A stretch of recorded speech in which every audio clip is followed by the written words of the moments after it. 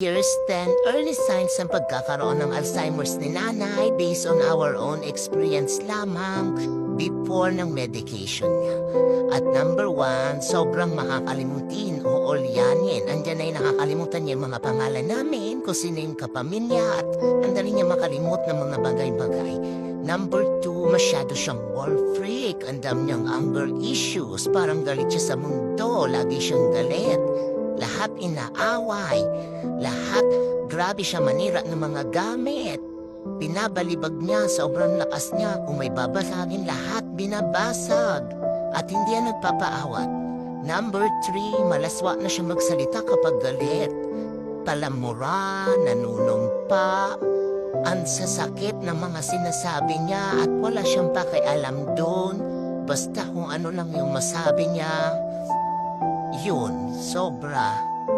Number 4, ayan. Grabe magduda yan. May mawala lang na maniit na bagay on the spot. Lahat ng tao magnanakaw. Number 5, notorious maglayas. Kahit nakalak na ang gate, magawa ng paraan. Go over the bakod na. Sigaw ng sigaw yan siya para makaalis. Tapos pag pinayagan na namin umalis, sinusundan na lang namin. Ang bilis niyan maglakad sa kalsada. Pag pinigilan mo, galit na galit yan.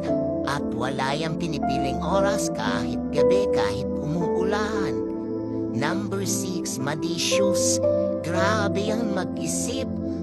Nagkaroon na ng kabit-kabit sa mga pamilya kahit hindi naman totoo. Nasa isip niya lang yun, naglalaro sa isip niya.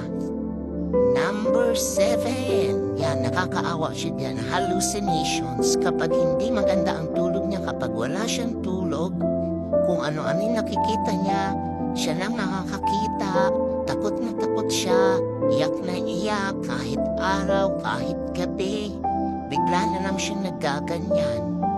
Number 8, yan. Very normal, sundowning. Kapag palubog ang araw, bigla siyang nagiging emotional o kaya takot na takot. Number 9, parating gutom. Yan yung kala niya, galit na galit siya na hindi siya pinapakain. Kahit kakakain niya lang, aawayin niya mga tao, hindi daw siya pinapakain. Yan, lagi siyang gutom. Grabe ang appetite niya.